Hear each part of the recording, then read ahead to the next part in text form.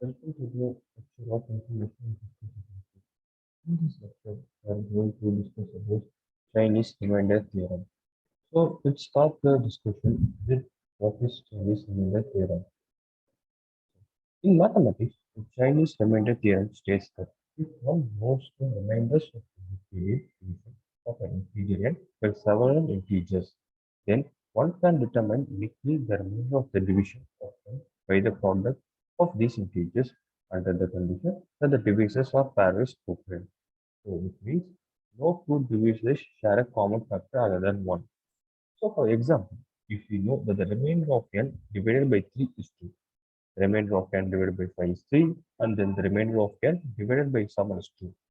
Then without knowing the value of n, we can determine the remainder of n divided by 105. The product of 3 into 5 into 7 is 23.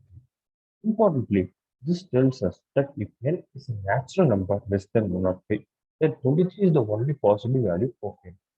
The earliest known statement of the theorem is by the Chinese mathematician Sun in the Sun Xuanqing in the 3rd century CE. Now let's dive into the concept more deeper. Chinese remainder theorem is used to solve a set of congruent equations with one variable but different modeling for relative prime or shown below. In this set of equations, we can see the right side modulus is different, like m1, m2, m3. But the left side, the x value is same. So in the modulus m1, m2, m3 are relative prime, then the x value is going to be unique solution. So CRT states that the above equation of a unique solution of moduli are relative with prime. So now we can see an example problem so that we can clearly understand what this Chinese remainder theorem is all about. So, in this problem, there are three equations given to us. The first equation is x congruent 5 mod 3. Then the second equation x congruent 2 mod 5. Then the third equation is x congruent 1 mod 11. So, to find the unique solution of x, there is a formula. The formula states that x equal to a1 capital M1 capital M1 inverse plus a2 capital M2 capital M2 inverse plus a3 capital M3 capital M3 inverse into mod M.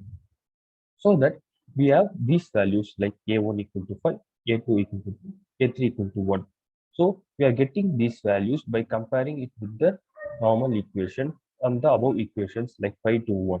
Then we are also having the small m1, m2, m3 values which are 3, 5 and 11.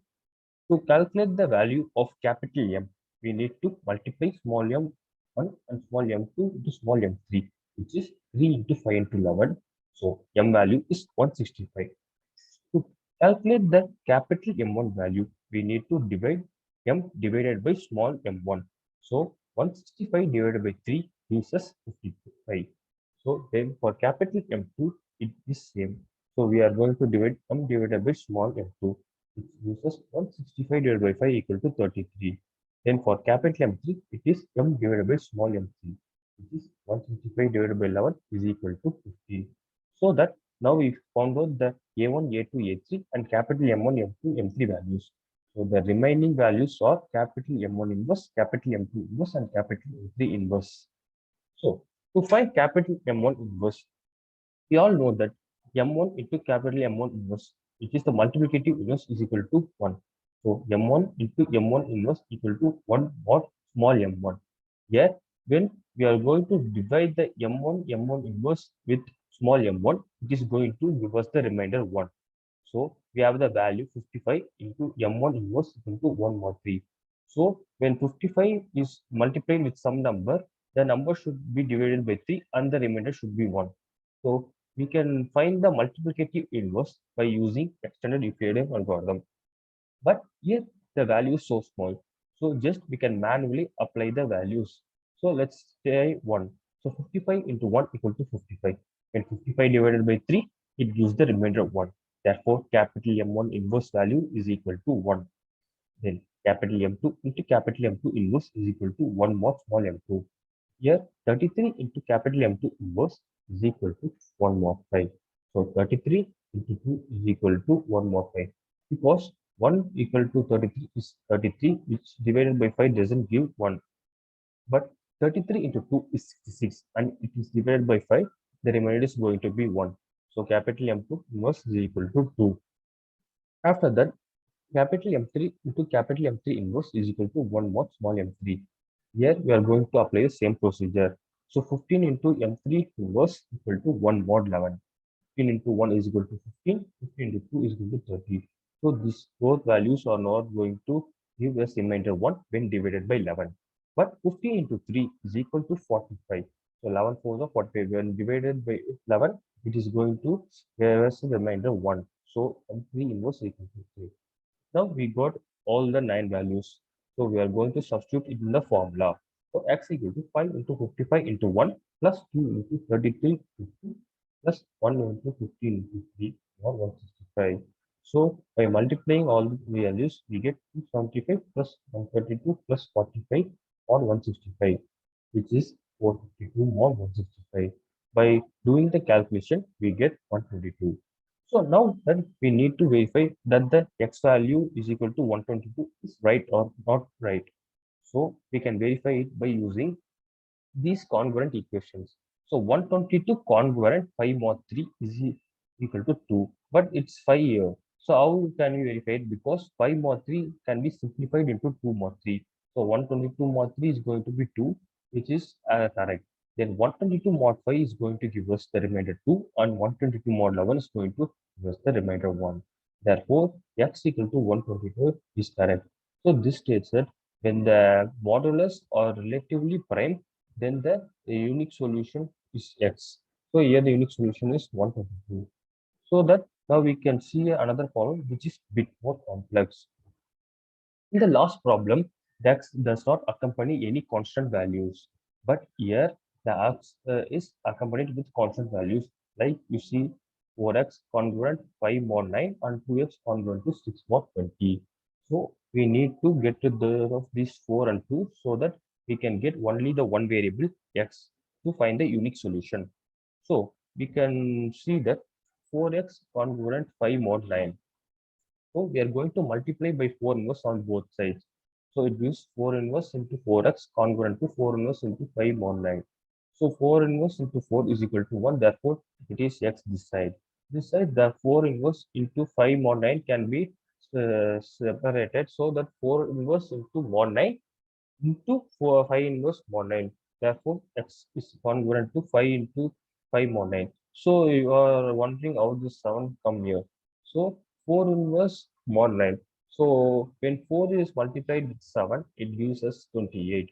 So 28 is divided by 9, the remainder is 1. So 7 is the answer. So we simply need to find the multiplicative inverse of 4 inverse. So we are doing that manually. You can also use extended Euclid algorithm.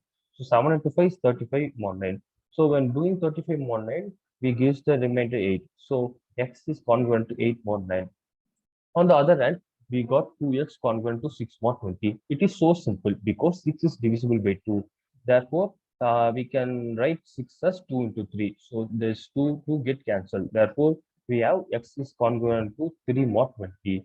Now we got the new equations. X is congruent to 8 mod 20 and the x is congruent to 3 mod 20. Therefore, we have the formula here. X is congruent to A1 capital M1 inverse plus A2 capital M2 capital M inverse into mod M. So we can get the values of A1, A2 and small m1, m2 from the equations. So to find M, we need to multiply small m1 into small m2, which is 9 into 20 is 180. So after that, we are going to calculate the capital M1 value, which is M divided by small m1, 180 divided by 9 is equal to 20. And for capital M2, it is M divided by small m2, which is 180 by 20 equal to 9. After that, it's the same procedure what we saw in the previous problem. So M1 into M1 inverse equal to 1 mod M1. So we are having 20 and 9. So 20 into M1 is to 1 mod 9. So when multiplied with 20 and then divided by 9, we should get the remainder as 1. So 20 into 1, 20 into 2, 20 into 3, and 20 into 4 cannot give us the value, but 20 into 5 is 100 and divided by 9, it gives the remainder 1. Therefore, capital M1 inverse is equal to 5. The same goes for capital M2, where 9 into capital M2 inverse is equal to 1 mod 20. So 9 into 9 is 81 and divided by 20 is going to give us the remainder 1. So capital M to was equal to 9. So we are going to substitute these values in the formula. First you see it is 8 into 20 into 5 plus 3 into 9 into 9. So after multiplying adding this we get 1043 more 180. By solving this we get 143. Again we can check this by solving the congruent equations. So 143 into 4 divided by 9 is going to give us the value 5 and 143 divided by 2 120 is going to give us the remainder 6. So that we can verify that 143 is the unique solution for x. Now that we are going to see why is the Chinese remainder theorem important. The Chinese remainder theorem is widely used for computing large integers, but it allows replacing a computation for which one knows a bound on the size of the result by several similar computations on small integers. So we have seen what is Chinese Remainder Theorem, and we have solved two example problems, and we have also seen why the Chinese Remainder Theorem is important in security and encryption. So let's see in the next lecture. Thank you.